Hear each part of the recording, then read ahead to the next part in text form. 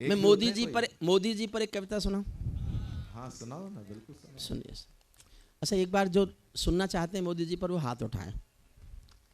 लो जी, सब बड़ी सुनना चाहते हैं। अभी रुचि खत्म नहीं हुई ना? इसी बात को ही सुनने के लिए बैठे हुए हैं कि मोदी जी पर आप सुनाएंगे क्या? यही तो आश्चर्य करोगे आपकी मोदी जी पे सुनाऊंगा क्या। एक शब्द खिलाफ नहीं बोलूंगा, एक शब्द उनके पक्ष में नहीं बोलूंगा। और उसमें कविता में हरिओम पवार जिंदा है। मेरी आज भी मान्यता है, जब मैंने 40 साल पहले कविताएं लिखनी शुरू की तब मैंने इस सिद्धांत को स्वीकार लिया था, कविताएं सरकारों का समर्थन नहीं होती। जब जब कविताओं ने सरकारों के समर्थन किए, या तो कविताएं मर गई या सरकार गिर गई। मैंने जीवन भर सरकारों का समर्थन किया ही नहीं। एक कविता लिखी, वाजपेयी साहब ने जब परमाणु विस्फोट किए तो मैं अपने को रोक नहीं पाया, मैंने उनके परमाणु विस्फोट के समर्थन में एक लंबी कविता लिख मारी और उन्हीं को जा सुनाई। बड़े खुश हुए, बहुत अच्छी लिखी है। मैंने कहा जी, दो बातें होंगी, या तो मेरी कविता बचेगी या आपकी सरकार बचेगी। और कुछ दिन बाद इतिहास में लिखा हुआ है, कविता बची सरकार गिरी। उसके बाद मैंने सरकारों के पक्ष में नहीं लिखा। अच्छा, पिछले दिनों साहब मुझे ये स्वीकार करने में कोई संकोच नहीं है, मैं छिपाऊं भी तो छिपती तो है नहीं बात। मैं बाबा रामदेव के साथ काम करता हूं। जिस सरकार को हटाना चाहते थे बाबा रामदेव, जो आंदोलन चला रहे थे, शायद उसमें कहीं आगे पीछे इधर उधर मैं भी था, गजेंद्र भी था, मैं था, गजेंद्र था, हम बाबा के साथ थे। हालांकि हमें ये नहीं पता था बाबा क्या चाहते हैं। ये हमें आज भी नहीं पता कि बाबा क्या चाहते हैं।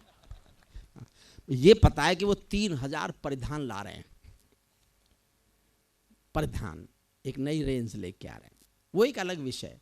अच्छा, जिनको हटाना था वो हटा दिए, जिनको लाना था वो ला दिए। अब हम करें क्या?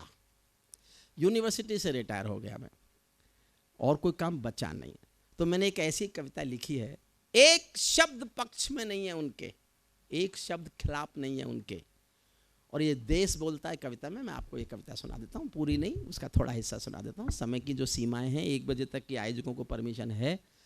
देखिए, मैं कई बार मैं उस कानून को तोड़ने का हिस्सा बन जाता हूं जो बनवाने में मैं कभी योगदान था मेरा। 1996 में सुप्रीम कोर्ट में सबसे पहले जो जनहित याचिका दायर हुई थी साउंड पॉल्यूशन रोकने के लिए, वो हम लोगों ने की थी, मेरठ के कुछ प्रोफेसर्स ने मिलकर की थी। उनमें मैं भी था, मेरे भी दस्तखत थे कि देश में 10 बजे के बाद लाउड स्पीकर नहीं बजने चाहिए, ये नॉइज पॉल्यूशन है, साउंड पॉल्यूशन है, ये बंद होना चाहिए। सुप्रीम कोर्ट का जनहित पर पहला फैसला 1996 में जब आया था, वो हमारे कारण आया था। और अब इसको अक्सर मैं ही तोड़ता हूँ। क्या मैंने ये पंगा किसके कारण पैदा हुआ? नहीं, ये जरूरी है, लेकिन अब छूट होती है, 15 दिन की छूट हुई बाद में। सुप्रीम कोर्ट ने कहा 1 साल में 15 दिन ऐसा कोई नियम लागू नहीं होगा, तो उन 15 दिन में से आज 1 दिन है।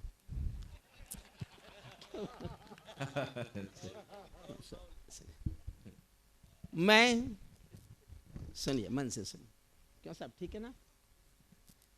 ये पीछे बैठे सारे हमारे आदरणीय आयोजक लोग सोच रहे हैं फंस गए, काहे को हा गजेंद्र से कहा होगा कि इसे बुलाओ। देखिए, मेरा गड़बड़ ये क्या साहब, जब तक मैं 4 कविताएं नहीं सुना लेता मेरा गला खुलता ही नहीं है।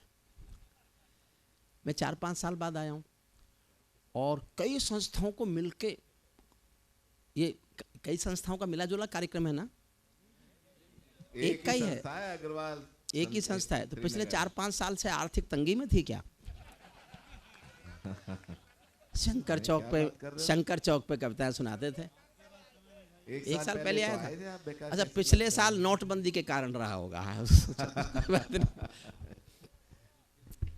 तो फिर तो आपने मोदी सुन ली होगी, फिर क्यों सुनना चाहते हो? हाँ, कोई बात नहीं, कौन सी याद रहती है। चलिए साहब, याद भी हो तो क्या फर्क पड़ता है कि उसका जो अंतिम छंद है वो नया सा है। मैं ताजों के लिए समर्पण वंदन गीत नहीं गाता, मैं ताजों के लिए ताली बजाते रहिएगा सब। देखिए, तालियों से कविता बड़ी नहीं होती, ताली किसी कविता का मापदंड नहीं है। लेकिन मुश्किल ये हो गई इस देश में कि जब ताली नहीं बज रही होती है ना, तो हमारे मन में ख्याल कि मुझे कुछ भी नहीं गम था, अगर गम था तो ये गम था, मेरी कश्ती जहां डूबी वहां पानी बहुत कम था। हमें लगता है कि वो सुनी नहीं जा रही। और इस देश में ताली बजवाने की एक बड़ी गलत परंपरा बन गई। ये रोग हो गया कवियों को कि वो तालियों की गड़गड़ाहट में कविता पढ़ने लगे। ताली नहीं बजे तो उन्हें कुछ कमी नज़र आती है। कोई ताली कविता का मापदंड नहीं है, मैं खुद स्वीकारता हूँ। लेकिन अब एक दिन में तो हम ठीक हो नहीं सकते। आप ये उम्मीद करो कि हम राम का मंच है, एक दिन में ठीक हो जाए, तो बता अच्छा जहाँ लगे बजाते हैं। मैं ताजों के लिए समर्पण वंदन गीत नहीं गाता, दरबारों के लिए कभी अभिनंदन गीत नहीं गाता। गौन भले हो जाऊं लेकिन मौन नहीं हो सकता मैं। चौथी पंक्ति समझ जाओगे तो मेरी पूरी कविता समझ जाओगे। एक पंक्ति पर मेरी पूरी कविता की आत्मा टंगी है। मैं ताजों के लिए समर्पण वंदन गीत नहीं गाता, दरबारों के लिए कभी अभिनंदन गीत नहीं गाता। गौन भले हो जाऊं लेकिन मौन नहीं हो सकता मैं। पुत्र मोह में शस्त्र त्याग कर द्रोण नहीं हो सकता मैं। पुत्र मोह में शस्त्र, सल्यूट, वाह। पुत्र मोह में शस्त्र त्याग कर द्रोण नहीं हो सकता मैं। कितने ही पहरे बैठा दो मेरी क्रुद्ध निगाहों पर, मैं दिल्ली से बात करूंगा भीड़ भरे चौराहों पर। मैं गाथा वाचन करता हूँ सिंहासन परिवर्तन की, अच्छे दिन आने वाले हैं नारों के आकर्षण की। कभी किसी भी प्रलोभन में मेरी कलम नहीं बिकती, कभी किसी भी प्रलोभन में मेरी कलम नहीं बिकती, और किसी भी डर के आगे दिन को रात नहीं लिखती। मैं शब्दों की क्रांति ज्वाल हूँ, वर्तमान को गाऊंगा। जिस दिन मेरी आग बुझेगी मैं उस दिन मर जाऊंगा। जिस दिन मेरी आग बुझेगी मैं उस दिन, जिस दिन मेरी आग बुझेगी मैं उस दिन मर जाऊंगा। सत्ता का आकर्षण मेरी भूख नहीं, शाल दुशाला चंदन मेरी भूख नहीं। सरकारी अभिनंदन नहीं चुने मैंने, राजनीति के बंधन नहीं चुने मैंने। पद्म पुरस्कारों की चाह नहीं करता, दरबारों की मैं परवाह नहीं करता। कलम सिपाही बनकर जिंदा रहता हूँ, भूखे बच्चों से शर्मिंदा रहता हूँ, भूखे बच्चों से शर्मिंदा रहता हूँ। पगडंडी से लांग किले तक जाता हूँ, झुग्गी झोंपड़ियों के आंसू गाता हूँ। लेकिन दरबारों में कभी का शीश नहीं झुकने दूंगा, कविता का सिंहासन से संग्राम नहीं रुकने दूंगा। कविता का सिंहासन से सत्ता बदली, कविता वहीं से शुरू हुई। भारत माँ के घरों में नया बसंत दिखाई देता है। अगली पंक्ति सबको समझ में तो आएगी, अब ताली बजाओगे कि नहीं बजाओगे मैं नहीं जानता। भारत माँ के घर में नया बसंत दिखाई देता है, वंशवाद की परंपरा का अंत दिखाई देता है। वंशवाद, बहुत अच्छा। ये जगबीर राठी के घर गया मैं, तो वहाँ एक चौधरी बैठे थे हरियाणा के। वो चौधरी बोले भाई इस बार मोदी नहीं आता। मैंने कहा जी अच्छा नहीं आता, कौन आएगा? बोले भाई दूसरा एक चौधरी और बैठा था। बोले भाई भी मायावती जी आ सकें, ममता जी आ सकें, अखिलेश जी आ सकें, राहुल जी आ सकें, शरद पवार आ सकें, सबके नाम लिए। तो पहला वाला चौधरी बोला भाई जब सत्यानाश होना ही है तो फिर सपना चौधरी के बुरी है। और अच्छे, क्या बात है।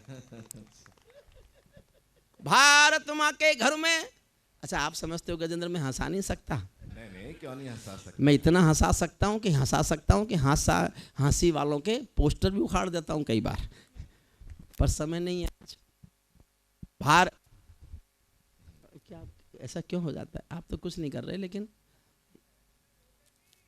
हाँ, जी हाँ, कोई बात नहीं आता है। जी हाँ, आपके पास, मेरे पास नहीं। भारत माँ, तो इन्हों को रखो क्यों सुन रहे थे? देखो मैं जाट हूं, मूर्ख नहीं हूं। मैं जानता हूं देश की सर्वाधिक बौद्धिक कौम अग्रवाल समाज के बीच बैठा हुआ हूं। आपने संस्कार संस्कृति का पोषण किया है, रक्षा की है। जितना इस देश में अग्रसेन समाज ने और जैन समाज ने अपनी संस्कार संस्कृति मर्यादाओं का पालन पोषण किया है, अगर हर कौम ने कर लिया होता तो हिंदुस्तान में कोई भी सांस्कृतिक प्रदूषण हुआ ही नहीं होता, हुआ ही नहीं होता। चलिए, भारत माँ के घरों में नया बसंत दिखाई देता है, वंशवाद की परंपरा का अंत दिखाई देता है। तुमने उस दिन परंपरा का सूरज को गाया था, तारीफ नहीं की, लेकिन कोई काम ऐसा कर दिया हो जो इतिहास में लिखा जाएगा तो वो मैंने भी लिखा है। समर्थन चाहता हूं पूरे सदन का, आपको लगे कि इस काम की तारीफ तो होनी चाहिए थी। मोदी की तारीफ नहीं है, एक काम की तारीफ है। तुमने उस दिन परंपरा का सूरज को गाया था, जिस दिन तुमने संसद की चौखट पर शीश झुकाया था, जिस दिन तुमने संसद की चौखट पर शीश झुकाया था, बहुत बधाई देता हूं मैं परिवर्तन के नायक को। मैंने 20 साल कविताएं सुनाई हैं उनको, जब वो मुख्यमंत्री नहीं बने थे, उससे पहले से मेरे श्रोता हैं। लेकिन एक बात कह के जाता हूं, भगवान राम के मंच पर गजेंद्र सोलंकी आज की रात की सबसे ज्ञान की जो मेरे पास बात कहने की है, वो मैं कह के जा रहा हूं। आप जिसके साथ उठते बैठते हो और वो देखते ही देखते देश का सबसे बड़ा आदमी बन जाए, तो फिर उसके साथ आपका क्या रिश्ता है, ये तय करने का अधिकार उस पर मत छोड़ना। ये तुम तय करना कि तुम्हारा उससे क्या रिश्ता है। बहुत अच्छी बात है। क्या और मैं रिश्ता तय करता हूं, मैं आपसे आशीष मांगता हूं और केवल ये एहसास जीना चाहता हूं। मैं जानना चाहता हूं मुझे आप कैसे आशीष देंगे। सुनना, बहुत बधाई देता हूं मैं परिवर्तन के नायक को, बहुत बधाई दी है मैंने परिवर्तन के नायक को, लेकिन कैसे मर जाने दूंगा आंसू के गायक को। आप विजय के जननायक हो, मैं पीड़ा का गायक हूं। आप राजपथ के नायक हो, मैं जनपथ का नायक हूं। आप राजपथ के नायक हो, मैं जनपथ का नायक हूं। निर्वाचन ने सौंपा है सम्मान तुम्हारे हाथों में, लोकतंत्र की मां संसद का मान तुम्हारे हाथों में, लोकतंत्र की मां संसद का मान तुम्हारे हाथों में, संविधान के पालन का अरमान तुम्हारे हाथों में, तिलक गोखले गांधी का वरदान तुम्हारे हाथों में, अमर तिरंगे की सौंपी है शान तुम्हारे हाथों में, सौंप दिया है पूरा हिंदुस्तान तुम्हारे हाथों में, सौंप दिया है पूरा हिंदुस्तान तुम्हारे हाथों में। विजय किसी की नहीं, विजय ये परिवर्तन के यश की थी। देश एक चेंज चाहता था और देश का कुछ पता नहीं कब चाहने लगे। विजय किसी की नहीं, विजय ये परिवर्तन के यश की थी और पराजय गांधी जी के बंदर के अपयश की थी। 10 सालों तक बैसाखी से तारे टूटे मौन रहे, घोटालों पर घोटालों के अनबम फूटे मौन रहे, हर घटना दुर्घटना पर मौनी बाबा हो जाते थे, हनुमान चालीसा सीने पर रखकर सो जाते थे। जिस ईमानदार के घर में कौल दलाली पलती हो, उस दब्बू ईमानदार के पाप नहीं छिपने दूंगा, कविता का सिंहासन से संग्राम नहीं रुकने दूंगा। कविता का थोड़ी छोटी करता हूं, एक छंद सुनिए, उसमें हरिओम पंवार बोलता है, जो मूल हरिओम पंवार है, जिसको देश ने बहुत, मैं ऐसा महसूस करता हूं, ये भले ही मैं अपनी कॉपी खुद जांच रहा हूं कि देश मुझे बहुत बहुत प्यार करता है, बहुत प्यार करता है, आप भी बहुत प्यार करते हैं। जो इस हरिओम पंवार को देश प्यार करता है, वो हरिओम पंवार बोलता है, सुनना, हमने कई व्यथा भोगी हैं जनादेश नाकामी की। मैं कहने की हिम्मत कर रहा हूं, मौन मत होके सुनना, मौन होके मत सुनना। हमने कई व्यथा भोगी हैं जनादेश नाकामी की, ये परिवर्तन चढ़ ना जाए भेंट कहीं बदनामी की। जिंदा कौमें कभी झूठ की जय जयकार नहीं करती, जिंदा कौमें कभी झूठ की जय जयकार नहीं करती, भीगी पलकें सिंहासन वालों को प्यार नहीं करती, व्यापारी की पीड़ा को जो भी दरबार नहीं सुनता, उसका भाषण लाल किला भी बारंबार नहीं सुनता, उसका भाषण लाल किला भी बारंबार नहीं सुनता। इस सवाल का उत्तर क्या है, मैं किसको समझाऊं क्या, मेरी समझ नहीं आया तो जनता को बतलाऊं क्या, सत्ताधीशों के अधरों पर पहरा क्यों हो जाता है, कभी कभी सिंहासन गूंगा बहरा क्यों हो जाता है, कभी कभी सिंहासन। और मैं कहां तक जा सकता हूं कविता में, यहां तक शायद मैं ही जा सकता हूं, बस सुनना। कभी कभी सिंहासन गूंगा बहरा क्यों हो जाता है, सत्ताधीशों के अधरों पर पहरा क्यों हो जाता है। मैं चारण हूं चौराहों पर आंख लाल कर पूछूंगा, मैं चारण हूं चौराहों पर आंख लाल कर पूछूंगा, सिंहासन के गिरेबान में हाथ डाल कर पूछूंगा, जो भूखों के लिए किए हो काम बता दो मोदी जी, काले धन के गद्दारों के नाम बता दो मोदी जी, काले धन के गद्दारों के नाम बता दो मोदी जी। मेरी चीखें संसद की दीवारों से टकराएंगी, मैं जनता की मांगों की आवाज नहीं घुटने दूंगा, कविता का सिंहासन से संग्राम ने। अंतिम छंद सुनिए जिसके लिए इस कविता को चाहा आपको। ये सौगंध तुम्हारी है मैं देश नहीं बिकने दूंगा, देश नहीं मिटने दूंगा, मैं देश नहीं झुकने दूंगा, है मेरा विश्वास कभी सौगंध नहीं तोड़ोगे तुम, है मेरा विश्वास कभी सौगंध नहीं तोड़ोगे तुम, भारत माँ की सेवा का अनुबंध नहीं छोड़ोगे तुम, ऐसा कुछ कर जाओ पूरा देश देखता रह जाए, देश नहीं भूमंडल का परिवेश देखता रह जाए, ऐसा कुछ कर।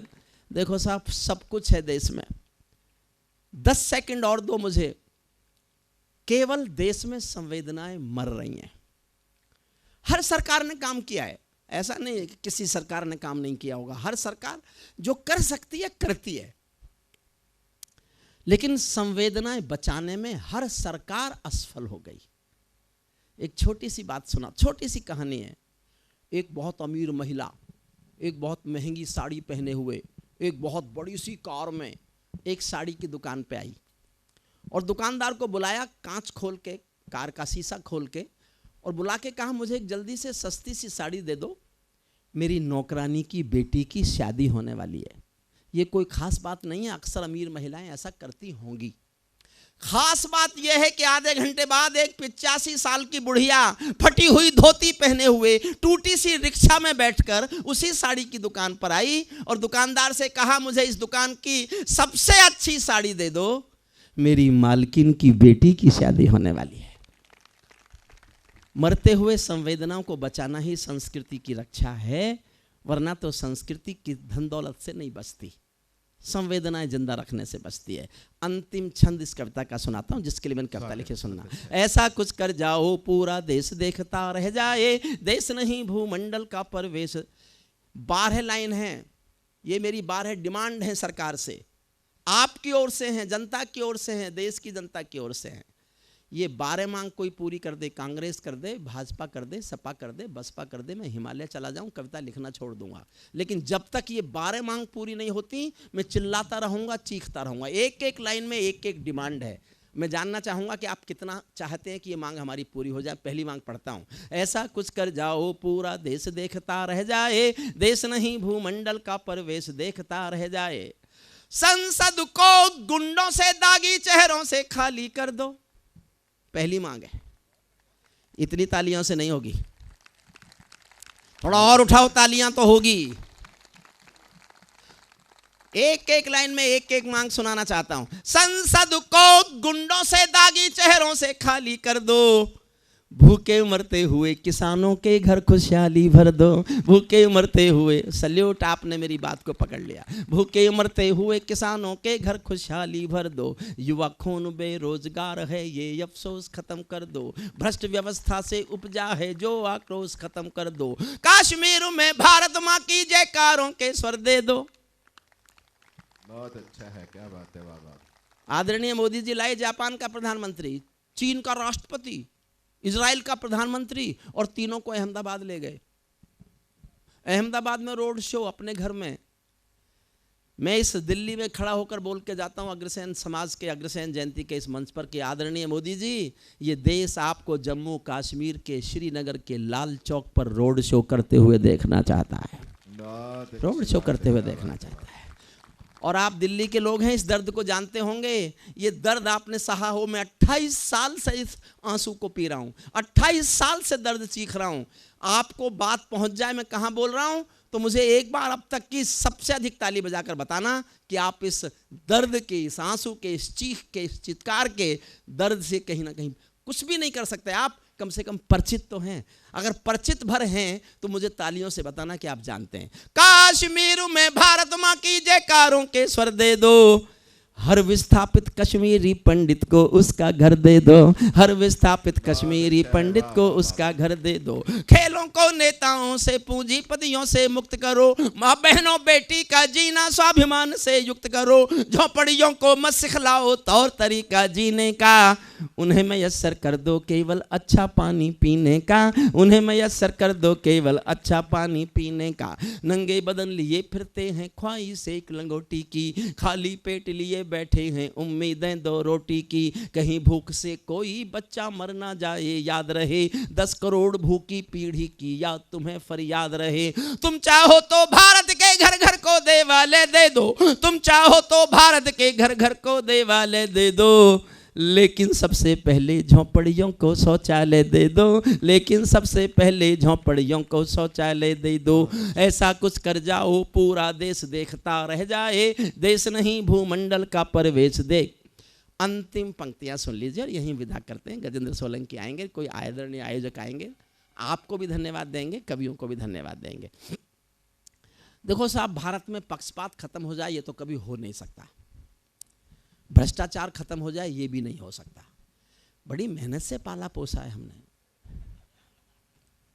तो एक लाइन का पक्षपात तो मेबे से भी हो गया है, आखिरी लाइन का, और आपकी तालियां उसको मंजूर करेंगी।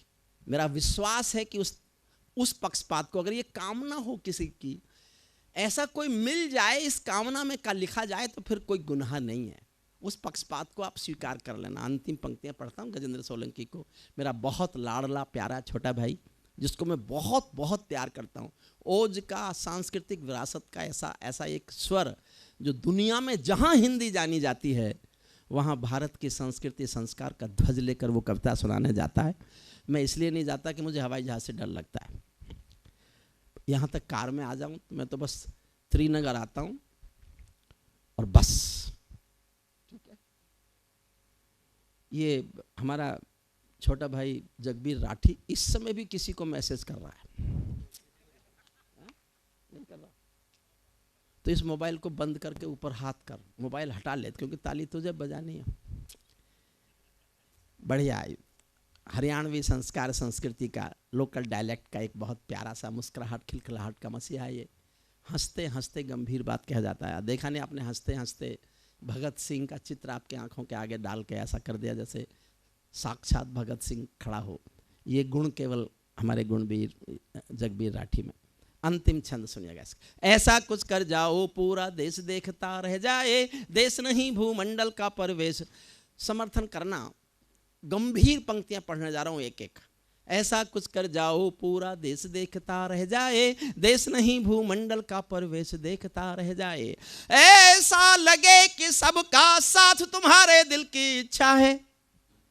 अगर तुम ये सिद्ध करना चाहते हो इस देश में कि सबका साथ सबका विकास ही तुम्हारे दिल में है, तो फिर इस देश में अलवर, दादरी और कासगंज नहीं होने चाहिए, नहीं होने चाहिए सर, नहीं होने चाहिए।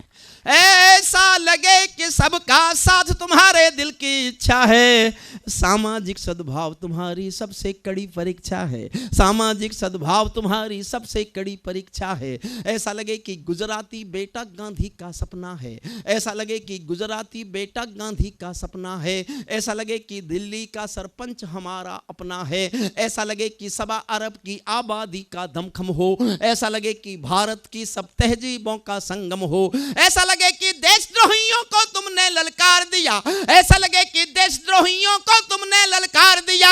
ऐसा लगे कि भारत मां का हर दुश्मन धिक्कार दिया। ऐसा लगे कि काले धन का पूरा खेल हिल गया है, ऐसा लगे कि दिल्ली को सरदार पटेल मिल गया है, ऐसा लगे कि दिल्ली को। बहुत बहुत धन्यवाद। एक बार हाथ उठा के ताली बजा के बधाई दीजिएगा आदरणीय हरिओम परमार जी को। हमारे चैनल को अवश्य सब्सक्राइब करें और नए अपडेट्स सबसे पहले पाने के लिए इस बेल बटन को दबाना न भूलें।